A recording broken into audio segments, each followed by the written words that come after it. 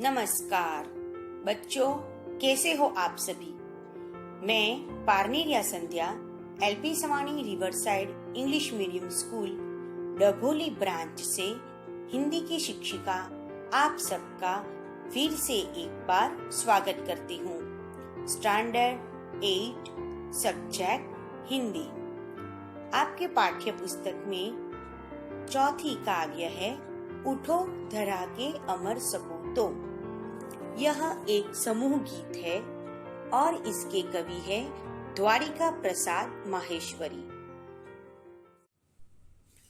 बच्चों देखिए, हमारे पाठ्य पुस्तक में यह पोएम का नंबर है 4। उठो धरा के अमर सपूतों। उठो और उसके बाद क्या है, यह अल्प विराम है। इसके कवि है द्वारिका प्रसाद माहेश्वरी। तो देखते हैं, पहले हम कवि के बारे में जानकारी प्राप्त कर लेते हैं। द्वारिका प्रसाद माहेश्वरी का जन्म 1 दिसंबर 1916 को रोहतास आगरा प्रदेश में हुआ था। 29 अगस्त 1998 में उनकी मृत्यु हुई। उनके 6 काव्य संग्रह और 2 खंड काव्य, 26 बाल साहित्य, 3 कहानी संग्रह तथा अन्य साहित्य भी प्रकाशित है। इतना ऊंचा उठो, उठो धरा के अमर सपूतों। कौन सिखाता है चिड़िया को, चंदा मामा आ पुनः नया निर्माण करो माँ। यह वसंत ऋतु, हम सब सुमन एक उपवन के, इनकी प्रसिद्ध कृतियां हैं। तो यह इतनी सारी इनकी प्रसिद्ध कृतियां, इसमें से एक है उठो धरा के अमर सपूतों, जो हम आज पढ़ने वाले हैं। प्रस्तुत काव्य में प्रकृति के तत्वों से प्रेरणा लेकर अपने ज्ञान का उपयोग कर देश के सपूतों को नव निर्माण करने का संदेश दिया है। तो देखते हैं अब हम कविता। उठो धरा के अमर सपूतों, पुनः नया निर्माण करो। जन जन के जीवन में फिर से नव स्फूर्ति नव प्राण भरो। नई प्रात है, नई बात है, नई किरण है ज्योति नई। नई उमंगे, नई तरंगे, नई आस है सांस नई। युग युग के मुरझे सुमनों में नई नई मुस्कान भरो। उठो धरा के अमर सपूतों, पुनः नया निर्माण करो। डाल डाल पर बैठ विहग कुछ नए स्वरों में गाते हैं। गुन गुन गुन गुन करते भंवरे मस्त उधर मंडराते हैं। नवयुग की नूतन वीणा में नया राग नव गान भरो। उठो धरा के अमर सपूतों, पुनः नया निर्माण करो। कली कली खिल रही इधर, वह फूल फूल मुस्काया है। धरती माँ की आज हो रही नई सुनहरी काया है। नूतन मंगलमय ध्वनियों से गुंजित जग उद्यान करो। उठो धरा के अमर सपूतों, पुनः नया निर्माण करो। सरस्वती का पावन मंदिर, शुभ संपत्ति तुम्हारी है। तुमसे हर बालक इसका रक्षक और पुजारी है। शत शत दीपक जला ज्ञान के, नवयुग का आह्वान करो। उठो धरा के अमर सपूतों, पुनः नया निर्माण करो। बच्चों, हमने इस काव्य का पठन किया है। अब हम इसके बारे में पहले थोड़ी जानकारी प्राप्त कर लेते हैं। अब आपको पता है कि हमारा भारत देश सदियों तक गुलाम रहा। इस समय के दरमियान देश की बहुत बर्बादी हुई। हमको मालूम है, हमने हिस्ट्री पढ़ी है, उसमें हमने देखा है, समझा है कि बहुत सारी जातियां और दूसरे धर्म के लोग, दूसरे विदेश के लोग हमारे देश में आए व्यापार करने के लिए।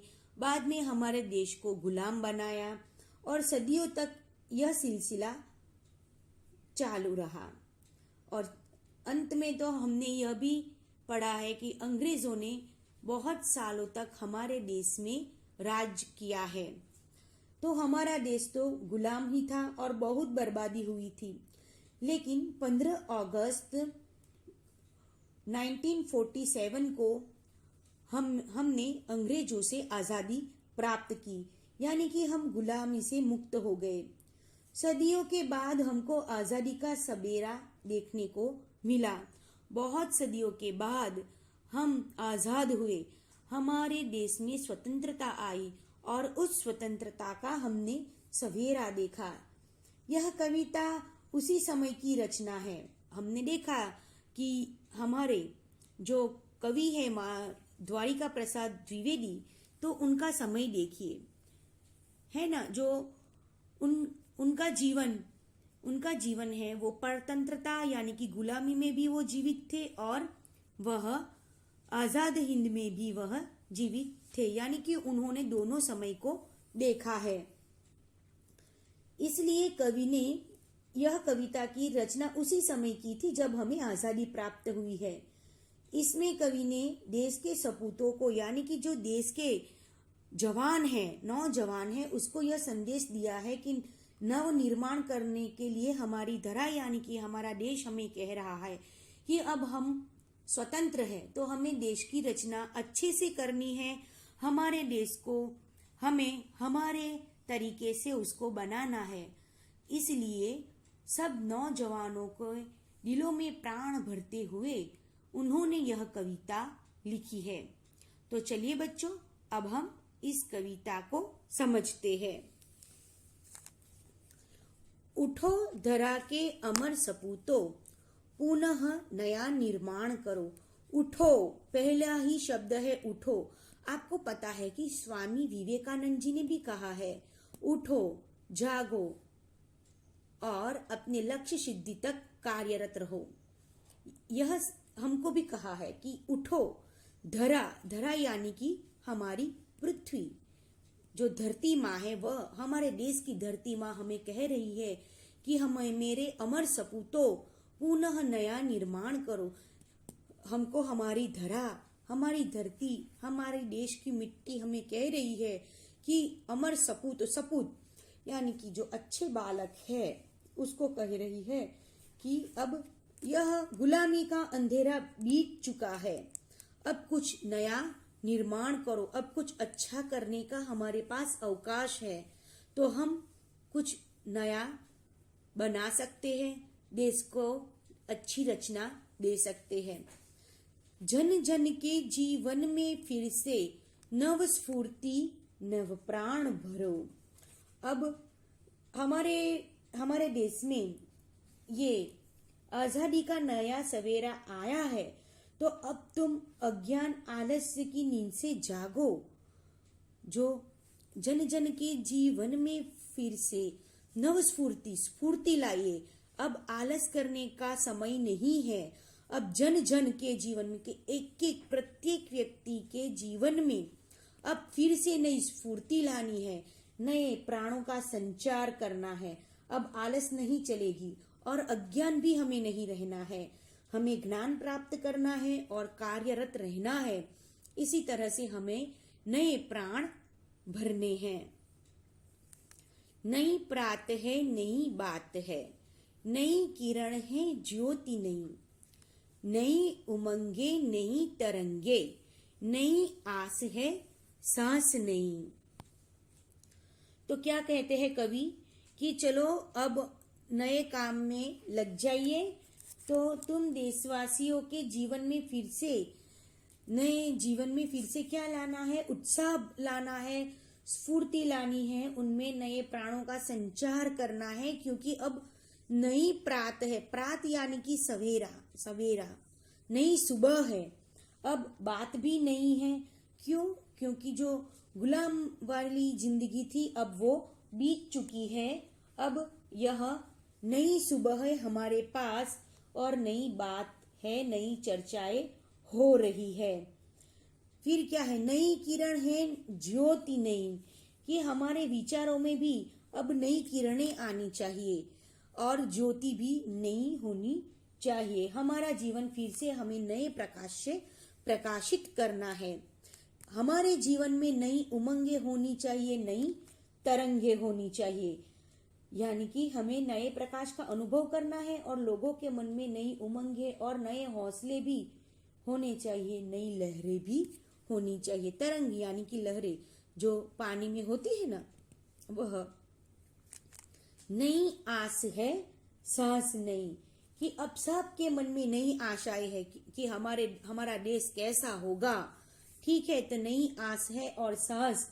अब तो हम गुलामी की हवा में नहीं लेकिन आजादी की हवा में सांस ले रहे हैं, इसलिए हमारी सांसें भी अब नई हैं।